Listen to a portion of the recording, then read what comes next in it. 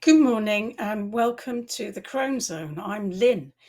Today we're going to continue our journey with the remainder of the major arcana. And we carry on, since we did the wheel, number 10 last time, we're carrying on with number 11 in the deck, which is the Justice card. So you will need this card out of your pack, but you're going to need quite a few more, because we'll see that justice number 11 reduces to the number 2. So we are going to align justice to the remainder of the family of twos. Okay, so you will also need the High Priestess, which we know is number 2 in the deck, and 2 of Swords, 2 of Wands, 2 of Cups, and 2 of Pentacles. And we're not done with that. You're also going to need this card, which comes right second to the last, the penultimate card in the deck, and that is the Judgment card. It's number 20, and 2 and 0 reduce to 2. And I just remind you that the twos are all about duality. But before we take a deeper dive into that, let's have a look at the Justice card and what it means when it comes up in a reading. Okay. The concept of justice is a cornerstone of civilization. And in readings, this card can represent the law, lawsuits, and legal help and representation, mediation, and arbitration. These are all things which require balanced, impartial judgments. If that is not the case, then we are looking at injustices and violations of justice, which could be shown by justice in the reversed position in a reading. Generally, when the card is upright, we can expect fair and positive, just outcomes with this card. We can also see that it's time for us to make decisions and that fair ones are needed. The guidance the card gives us is always to do the right thing, to act with fairness and moral integrity. It is especially important with this card to strive to put emotion on the back burner and attempt to be detached and rational. So analysis is needed, and not anything which fans the emotional fires. The Justice card is ruled by the astrological sign Libra. Libra is the scales, and we can see that Justice holds the scales in her left hand, and in her right hand she holds the sword of truth, the sword that will cut through to the truth. Now, when we think about scales, one of the things we can go back to very old mythologies, and also not just mythologies, but ancient culture, we can go back to Egypt and we can think of the Egyptian goddess Maat, who weighs and judges. And the heart of the deceased in Egyptian theology or mythology, whatever you want to call it, is about weighing the heart of the deceased against the feather of truth. And this happens in the Hall of Osiris. There's a little hint there that truth is a feather. It's not a lump of lead. It's not something that easily captured. And we'll explore more of that later. So this card can be, as well as being an indicator that good outcomes are most likely, most likely you will get your just desserts. So it can be a little bit about karma. It can be a little bit about reaping what you sow. And if you look at the sword of truth, it's double-edged. So it can cut both ways. And you could be being called to account for your actions. That is another meaning, a deeper meaning in the card. When you see this card, it is really prompting you to act with as much justice and fairness as you possibly can, because what goes around comes around. But let's look a little now at how the Justice card relates to the twos and this theme of duality. With card number 2, the High Priestess, we were introduced to the concept of duality, and this theme is continued with Justice. Considering the two cards side by side, we see both depict female figures, both of which are enthroned between two pillars, and both of them look directly at us. They're speaking directly to us. In contrast to the Priestess card, Justice has an open posture and commands the space. Her arms are active. There's a large contrast in colours of clothing between the watery blue of the Priestess and the dynamic red robes of Justice. The decorative pomegranate veil is replaced with a plain swag in imperial purple. Contrast may be made as well between the crowns. The Priestess wears the 3 phases of the moon linked with the ebb and flow of emotion. Justice wears a solid earthly crown, and her only nod to intuition, so prevalent with the Priestess, is the small jewel in the third eye centre. Similarly, a small jewel sits at the higher heart centre. Justice will retain some compassion, but not be governed by emotion. The Priestess represents internal processes. She doesn't act in the outer world. And Justice, by contrast, has external agency.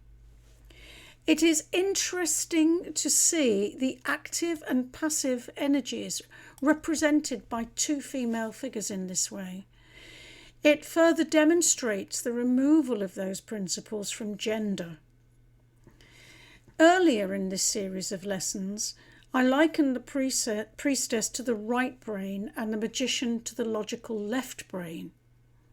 But we can just as easily say that Justice is left-brained. Duality then arises with the Priestess. When it lands with Justice, active choices have to be made between polarities.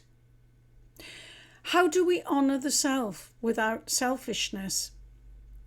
How do we balance our needs and the needs of others? Is our head or our heart correct? What is truth? Justice grapples with reconciling the needs of opposites, of searching for the bigger overarching principles behind differing views, searching for a truth that is objective rather than subjective. This is the endless process of developing moral probity, of personal scrutiny and the development of principle. It's not a simple or easy process, but without it we cannot develop our authenticity and we cannot grow in consciousness. The same moral dilemmas will return to us until we grapple with them. As you know, I'm a great advocate of the minor arcana for its ability to bring these big overarching archetypes down to manageable human daily experiences, the life that we live. So I would like now to look just quickly through the twos and Justice. And you can see how the theme of Justice, let me get these right, really emerges with those 2 of Swords. This is the moon in Libra, so a direct connection. This is striving to arrive at a judgment, possibly being unable to do so, needing to look inward, but not seeing everything. I mean, that blindfold said, look within, but it also says you may not be seeing clearly. So this isn't always the best time to act, certainly not. Hopefully you're striving for a decision, but it's not necessarily coming easily and you're looking within. But notice how the Justice card is much more empowered. She's not seesawing so much with those swords. She's balancing the scales on the sword, and she does not wear a blindfold. So justice is about clarity. So we're developing that clarity on the journey, which we perhaps lack with this card. When we come to Two of Wands, again, we see duality very clearly in the two pillars, and we are making choices. We're making choices before we act. We're weighing things up.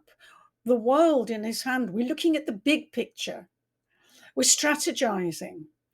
We're really thinking about things. We're not rushing immediately into action there, but really weighing up, planning and envisioning before we do so. And the message of the Two of Cups in relation to the Justice card, which I hold here, couldn't be clearer. We need fairness.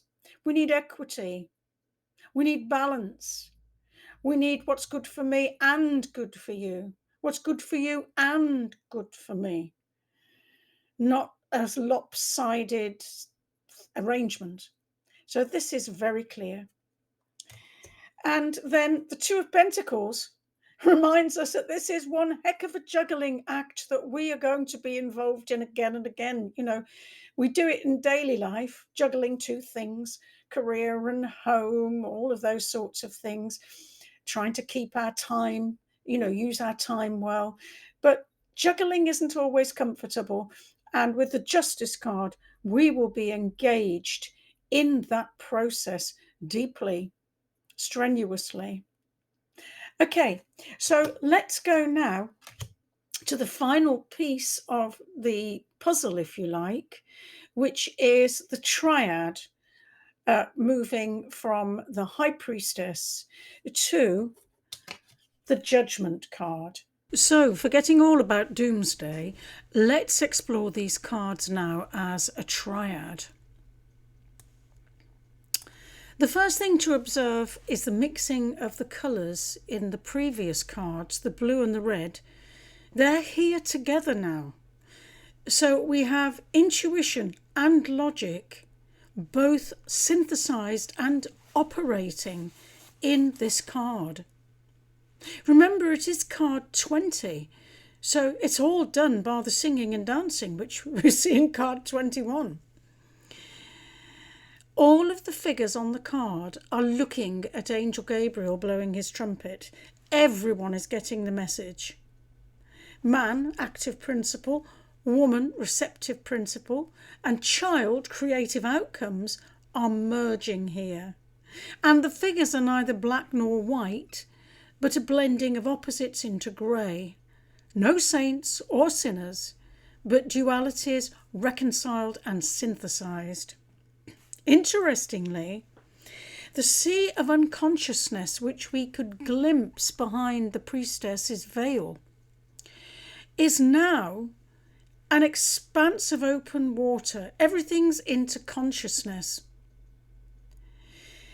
And the large red cross on the card. We're hitting the mark. The cross is the symbol of integration. The vertical axis is spirit, and the horizontal, the physical. It's also the intersection of the inner and the outer, of being and of doing, of time and the person. So we've come to exactly the right time for action here. The cross on the breast of the priestess was white and small. But now it's large and red. It's active and at almost the centre of this card. So finally, we are hitting the spot. Timing is perfect. Decisions are made. And now is the time to take action. It's so interesting to me to see these psychological and spiritual processes working through the cards. We begin with the High Priestess, with that intuition, that inner knowing, which is hard to articulate and which doesn't act. From that, we move to the intense mental activity of judgment, establishing of the moral principle of hammering things out. And then finally, we move to the Judgment card. So we move from confusion, if you like, to clarity, and then finally to fusion. And when we arrive at fusion, we have hit the spot. This is the time to act. Whether you feel it's the right time or not, you are being told. This is the trumpet call. Do it, and do it now. Time is with you. Time and the personal are meeting perfectly at the center of that cross. This is your time to act. You must not miss it. There's an imperative here, okay? An imperative to rise up and take that action. The judgment, this isn't about judgment. The judgment has all happened with the Justice card previously. So I've always hated that phrase, just do it. So I always think we should consider things. And of course we should. But when you see this card, just do it. And to quote Shakespeare again, there's a tide in the affairs of man, which if taken at the flood, will lead to fortune. Let's go for it. Okay, thank you. That's it for this time, and I will see you next for the 12th card. Thank you.